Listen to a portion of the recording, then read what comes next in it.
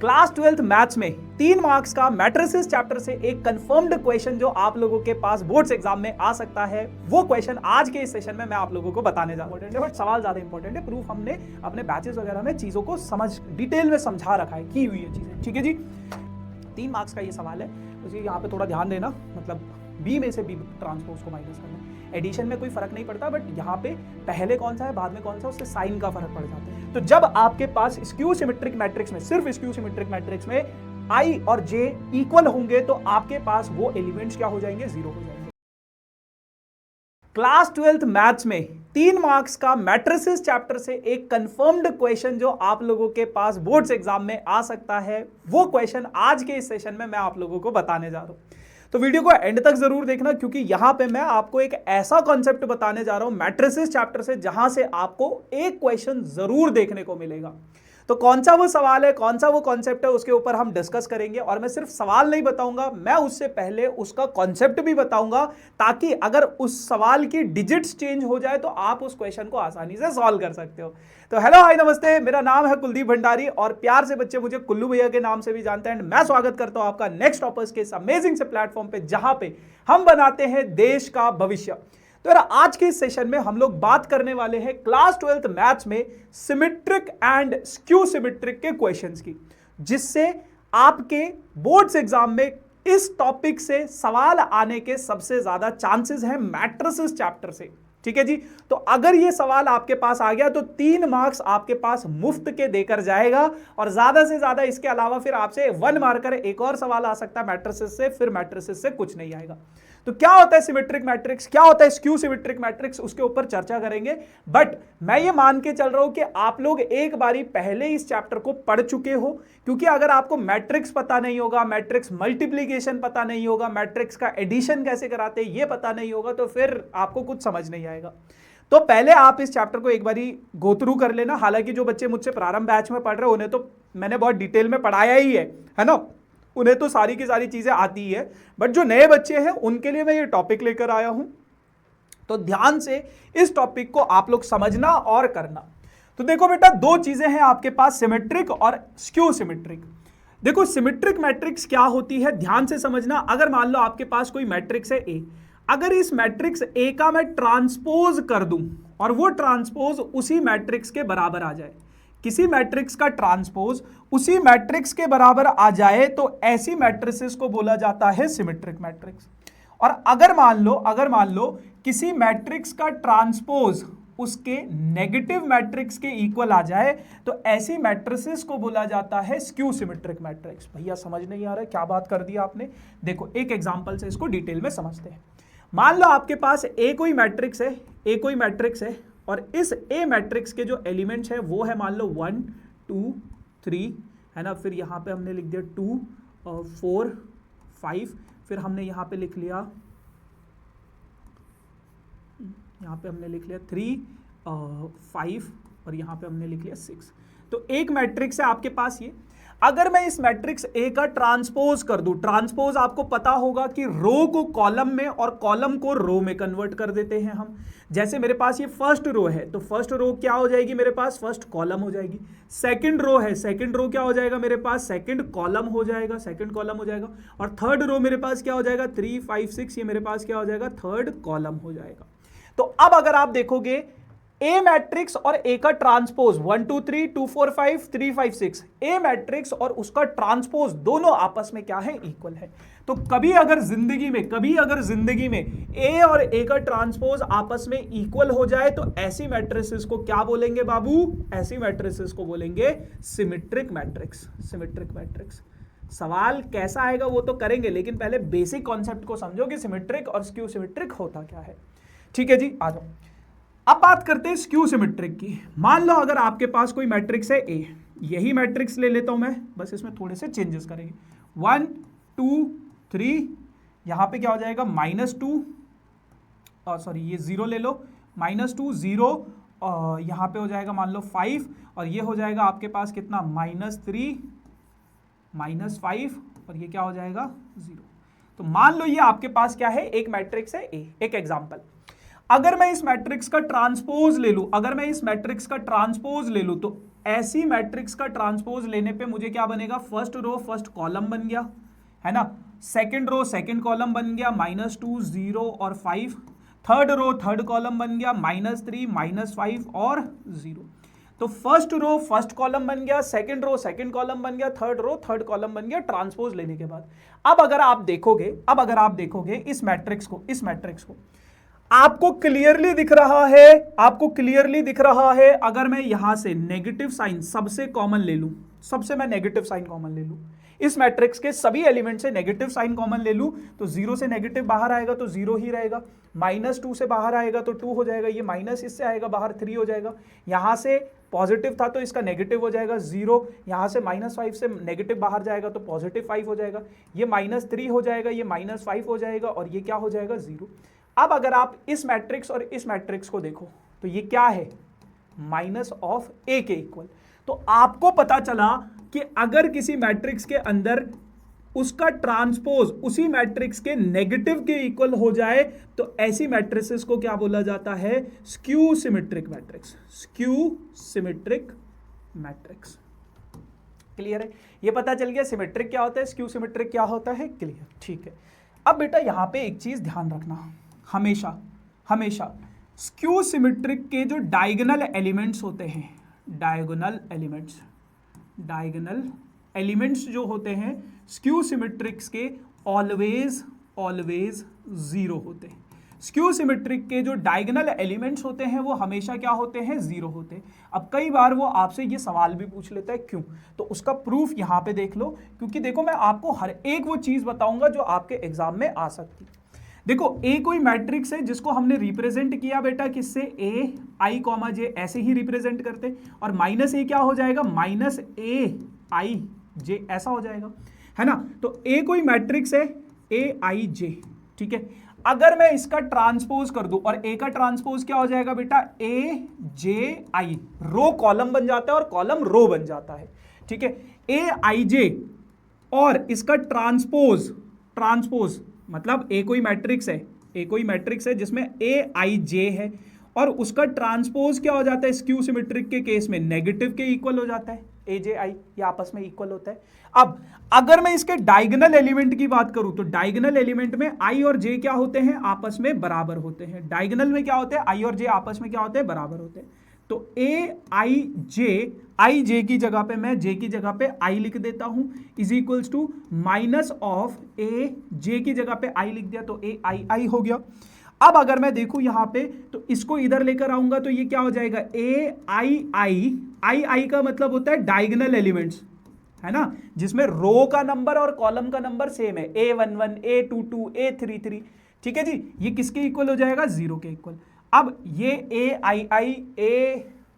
अच्छा एक काम करते, इस वाले को मैं थोड़ा सा इरेज कर लेता हूं जगह बनाने के लिए, तो ये -a यहीं पे लिख लेते हैं। तो ये क्या हो जाएगा, 2 टाइम्स ऑफ a_i_i किसके इक्वल हो जाएगा, 0 के इक्वल, यानी कि a_i_i क्या हो जाएगा, 0 के इक्वल। तो आपको क्लियरली पता चल गया जब i और j इक्वल होंगे, डायगोनल एलिमेंट्स में i और j इक्वल ही तो होते हैं, कैसे, a11 a22 यही तो डायगोनल एलिमेंट्स होते हैं, a33 यही तो डायगोनल एलिमेंट्स होते हैं। तो जब आपके पास स्क्यू सिमेट्रिक मैट्रिक्स में, सिर्फ स्क्यू सिमेट्रिक मैट्रिक्स में i और j इक्वल होंगे तो आपके पास वो एलिमेंट्स क्या हो जाएंगे, 0 हो जाएंगे। क्लियर है। तो ऐसी मैट्रिक्स जिसका ट्रांसपोज उसी मैट्रिक्स के इक्वल आ जाए तो सिमेट्रिक, और ऐसी मैट्रिक्स जिसका ट्रांसपोज उसके नेगेटिव के इक्वल आ जाए तो स्क्यू सिमेट्रिक मैट्रिक्स कहलाती है।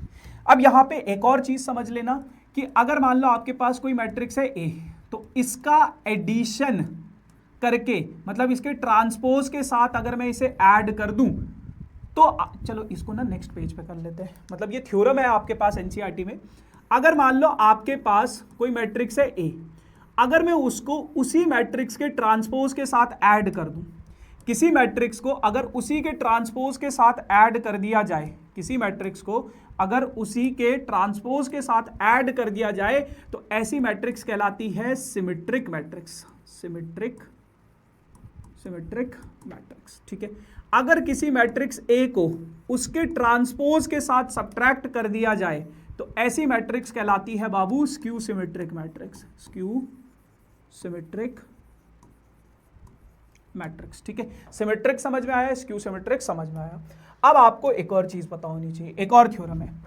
आपके पास सवाल क्या आता है, आपके पास सवाल आता है कि मान लो कोई मैट्रिक्स है ए, इसको रिप्रेजेंट करना है आपको, इस मैट्रिक्स को रिप्रेजेंट करना है आपको sum of symmetric and skew symmetric. इसको आपको रिप्रेजेंट करना है सिमेट्रिक और स्क्यू सिमेट्रिक मैट्रिक्स के सम की फॉर्म में, यानी कि ए मैट्रिक्स को आपको रिप्रेजेंट करना है P प्लस क्यू मैट्रिक्स में, जहां पे P क्या होगी आपकी सिमेट्रिक मैट्रिक्स और Q क्या होगी आपकी स्क्यू सिमेट्रिक मैट्रिक्स। ऐसा सवाल आता है। अब ध्यान रखना हमेशा P, मैंने आपको बोला है P क्या होगा, P को आप मानोगे half A plus A transpose के इक्वल, क्योंकि आपको पता है एक मैट्रिक्स है, उसके ट्रांसपोज से उसे ऐड करेंगे तो सिमेट्रिक मैट्रिक्स मिलेगी। और Q को मैं मानूंगा half of A minus A transpose के इक्वल, यानी कि कोई मैट्रिक्स है उसके जब ट्रांसपोज से उसे माइनस किया जाता है तो स्क्यू सिमेट्रिक मिल जाती है। तो इस तरीके से हम इसको समझते हैं। ये थ्योरम है आपके पास एक, ठीक है। थ्योरम का प्रूफ उतना इंपॉर्टेंट है नहीं, सवाल ज़्यादा इंपॉर्टेंट है, मतलब प्रूफ भी वैसे इंपॉर्टेंट है बट सवाल ज़्यादा इंपॉर्टेंट है। प्रूफ हमने अपने बैचेस वगैरह में चीज़ों को समझ डिटेल में समझा रखा है, की हुई है चीज़ें, ठीक है जी। कहता है कि कोई मैट्रिक्स है भी, ये सवाल आएगा आपके पास। अब इस मैट्रिक्स को सम ऑफ सिमेट्रिक और स्क्यू सिमेट्रिक की फॉर्म में रिप्रेजेंट करना है। कैसे करोगे, ध्यान से देखना। देखो, सबसे पहले आपको B का ट्रांसपोज निकाल लेना है। B का क्या करना है, ट्रांसपोज निकाल लेना है। ट्रांसपोज क्यों, क्योंकि आपको उसकी जरूरत पड़ेगी। अब ट्रांसपोज कैसे निकालोगे, ये यहाँ पे है 2, फिर ये यहाँ पे आ गया -2, और फिर ये यहाँ पे आ गया -4, फिर ये यहाँ पे क्या है -1, फिर ये यहाँ पे क्या है 3, और फिर ये यहाँ पे क्या है 4, फिर ये यहाँ पे क्या है 1, ये यहाँ पे क्या है -2, और ये यहाँ पे क्या है -3। ठीक है जी, ये आ गया आपके पास B ट्रांसपोज। अब आपको क्या करना है मेरे भाई, अब आपको क्या करना है, सबसे पहले आपको P निकाल लेना है। P निकाल लेना है। P क्या होगा बेटा, B प्लस B का ट्रांसपोज। P को मतलब सबसे पहले आपको एक B और B का ट्रांसपोज निकाल लेना है। B प्लस B का ट्रांसपोज निकाल लेना है। B प्लस B का ट्रांसपोज अगर मैं निकालूं तो मैट्रिक्स B को लिखेंगे और मैट्रिक्स B के ट्रांसपोज के एलिमेंट्स को ऐड करेंगे। तो आपको पता है कॉरस्पॉन्डिंग एलिमेंट्स ऐड होते हैं, तो मैं डायरेक्ट ऐड कर देता हूं, है ना। 2 + 2 कितना हो जाएगा 4, -1 -2 कितना हो जाएगा -3, 1 -4 कितना हो जाएगा -3, -2 -1 कितना हो जाएगा -3, 3 कितना हो जाएगा 6, -2 4 कितना हो जाएगा 2, -4 + 2, ठीक है। -4 + 1 कितना हो जाएगा -3, और 4 -2 कितना हो जाएगा +2, और -3 और -3 कितना हो जाएगा -6 हो जाएगा, -3 -6 हो जाएगा। तो अब ये मैट्रिक्स है, अगर मैं इस मैट्रिक्स को P कंसीडर करूं, अगर इस मैट्रिक्स को मैं P कंसीडर करूं तो ये क्या हो जाएगा, अगर इसका मैं ट्रांसपोज निकालूं, अगर मैं P का ट्रांसपोज निकालूं तो आपको पता है रो जो है वो कॉलम बन जाएगा, -3 हो जाएगा। दूसरा रो दूसरा कॉलम बन जाएगा -6 और 2, और ये -3 2 और -6 बन जाएगा। अब अगर मैं देखूं इसका P, ये P है, और इसका ट्रांसपोज दोनों आपस में बराबर ही तो हैं, फिर आप लिखोगे hence P is a symmetric matrix. P क्या है आपके पास, एक सिमेट्रिक मैट्रिक्स है। क्यों, क्योंकि आपने ये प्रूफ कर दिया कि P का ट्रांसपोज किसके बराबर है मेरे भाई, P के ही इक्वल है। P का ट्रांसपोज P के इक्वल है, तो ये कैसी मैट्रिक्स हो गई, सिमेट्रिक मैट्रिक्स हो गई। ठीक है बाबू, आ जाओ। अब अगर ये सिमेट्रिक मैट्रिक्स है तो आ जाओ फिर स्क्यू सिमेट्रिक भी निकाल लेते हैं। आप क्या करो, थोड़ा सा स्पेस दे देते हैं, आप B माइनस B का ट्रांसपोज निकाल लो। B माइनस B का ट्रांसपोज आप निकालोगे तो आपको पता है कॉरस्पॉन्डिंग एलिमेंट्स माइनस होंगे। 2 में से 2 गया तो 0। -1 से देखो, अब -1 से -2 को सब्ट्रैक्ट करना है तो ये कितना हो जाएगा, -2, तो ये कितना हो जाएगा 1 हो जाएगा। 1 से -4 को माइनस करना है, 1 से -4 को माइनस करना है तो ये कितना हो जाएगा 5। फिर -2 से +1 को माइनस करोगे तो -2 -1, तो ये कितना हो जाएगा -2 + 1 यानी कि -1 हो जाएगा। फिर 3 से 3 को माइनस करोगे 0, -2 से -4 को माइनस करोगे तो -6 आ जाएगा। फिर -4 से 1 को माइनस करोगे तो 4 -1 तो कितना आ जाएगा -5 आ जाएगा। 4 से -2 को करोगे तो 6 आ जाएगा और -3 से -3 को करोगे तो 0 आ जाएगा। ये b का b माइनस बी आ गया, b माइनस बी का ट्रांसपोज, ये 0 है।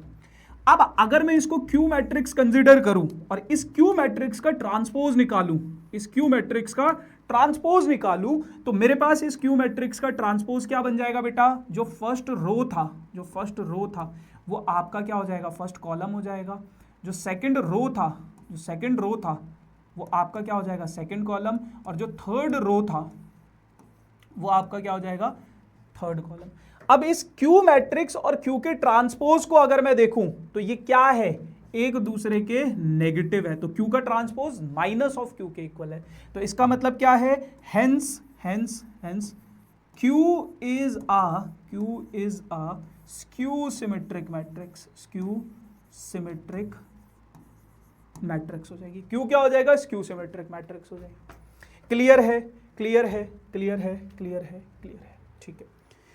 तो P आपके पास सिमेट्रिक मैट्रिक्स आपने बोल दिया, Q को क्या बोल दिया, स्क्यू सिमेट्रिक मैट्रिक्स बोल दिया। अब ध्यान से सुनना, अगर बेटा मैं हाफ ऑफ P लूं और हाफ ऑफ Q को ऐड करूं, P क्या है, सिमेट्रिक है और Q क्या है, स्क्यू सिमेट्रिक है।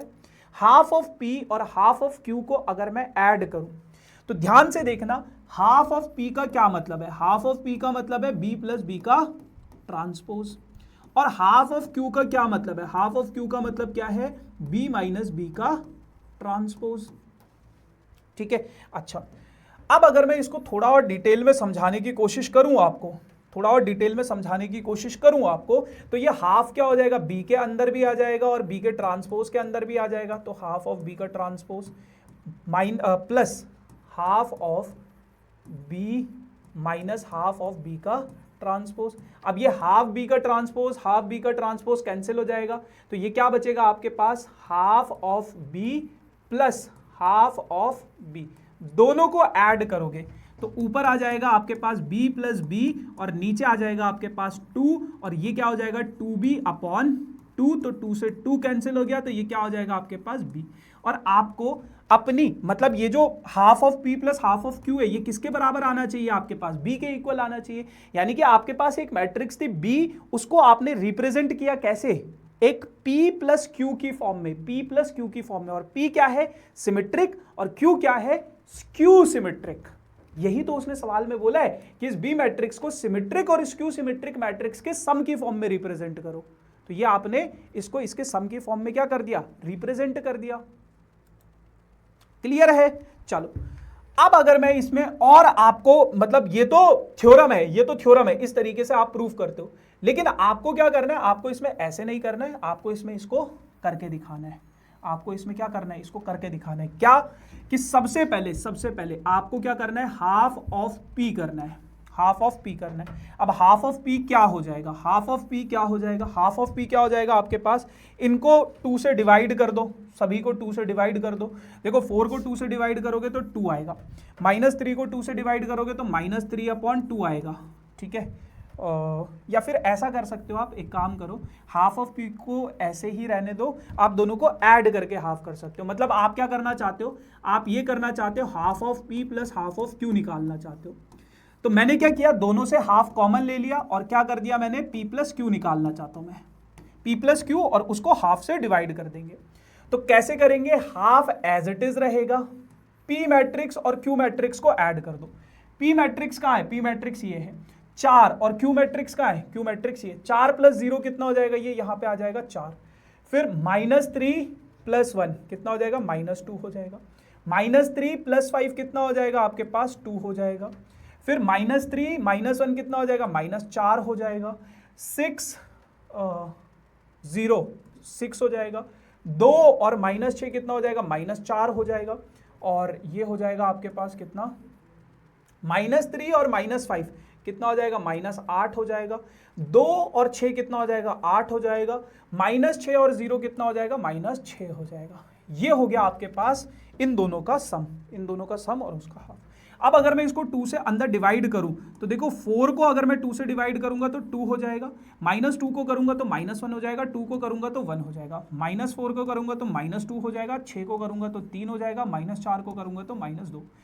-8 को करूंगा तो -4 हो जाएगा, 8 को करोगे तो 4 हो जाएगा, -6 को करोगे तो -3 हो जाएगा। और ये क्या है, ये कुछ और नहीं है मेरे भाई, वही तो है बी मैट्रिक्स है। देखो 2 यहाँ पे गड़बड़ है, -3 -1 -4। ओह माय गॉड, ये क्या गड़बड़ है बाबू। अच्छा एक बारी बाकी के देख लेता हूँ यार मैं, अबे वो भी सेम नहीं आ रहे, कुछ दिक्कत हुई है शायद यहाँ पे। पी मैट्रिक्स मेरे पास बी प्लस बी का ट्रांसपोज, तो 2 और 2 4, -3 ऐड करना ना दोनों को, ये हो जाएगा 1 -3। मेरे को इसमें दिक्कत लग रहा है कुछ, एक बार इसको क्रॉस वेरीफाई कर लेते हैं। तो बी में से बी का ट्रांसपोज वो है, तो बी 0 -2 +1। ओहो, बी में से बी का ट्रांसपोज करना था माइनस। देखो यहां पे बस आपको एक चीज ये ध्यान रखनी है, हमने बी ट्रांसपोज में से बी को माइनस कर दिया था, तो ये शायद ये यहाँ पे माइनस हो जाएगा, ये यहाँ पे माइनस होगा, ये यहाँ पे प्लस होगा, ये यहाँ पे प्लस हो जाएगा, ठीक है, और ये यहाँ पे माइनस होगा और ये यहाँ पे प्लस होगा, बाकी सब सही रहेगा। तो ये प्लस हो जाएगा, ये प्लस हो जाएगा, ये माइनस हो जाएगा, ये माइनस हो जाएगा, ये प्लस होगा और ये माइनस हो जाएगा, ठीक है जी। हमें बी में से बी का ट्रांसपोज हमने उल्टा कर दिया था शायद, ठीक है। तो इसका मतलब क्या है, क्यू क्या है, एक स्क्यू सिमेट्रिक मैट्रिक्स, वही चीज आ जाएगी। अब अगर हम इसको ऐड करेंगे, मतलब इनके हाफ को ऐड करेंगे, तो ये हो जाएगा आपके पास हाफ ऑफ। देखो 0 + 4 कितना हो जाएगा, 4 हो जाएगा। फिर -1 -3 कितना हो जाएगा, -4 हो जाएगा। -3 -5 कितना हो जाएगा, -8 हो जाएगा। फिर -3 + 1, ये +1 है, अब ये +1 है, -3 + 1 कितना हो जाएगा, 2 हो जाएगा, -2 सॉरी -2। 6 + 0 कितना हो जाएगा, 6 हो जाएगा। 2 + 6 कितना हो जाएगा, 8 हो जाएगा। -3 + 5 कितना हो जाएगा, 2 हो जाएगा। 2 -6 कितना हो जाएगा, -4 हो जाएगा। -6 और 0 कितना हो जाएगा, -6 हो जाएगा।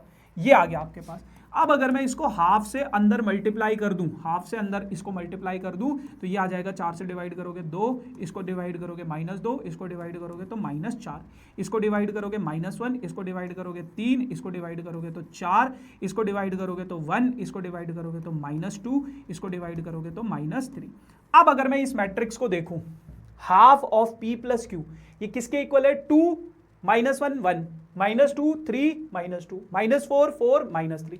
तो आपको पता चला क्या कि half of P + half of Q क्या है, आपके पास B के इक्वल है। और ये क्या है बेटा, आपके पास एक सिमेट्रिक मैट्रिक्स थी, ये क्या है बेटा, आपके पास एक स्क्यू सिमेट्रिक मैट्रिक्स थी, और इन दोनों का सम आपने यही तो प्रूफ करना था कि बी मैट्रिक्स को सिमेट्रिक और स्क्यू सिमेट्रिक मैट्रिक्स के सम की फॉर्म में रिप्रेजेंट करना, कर दिया।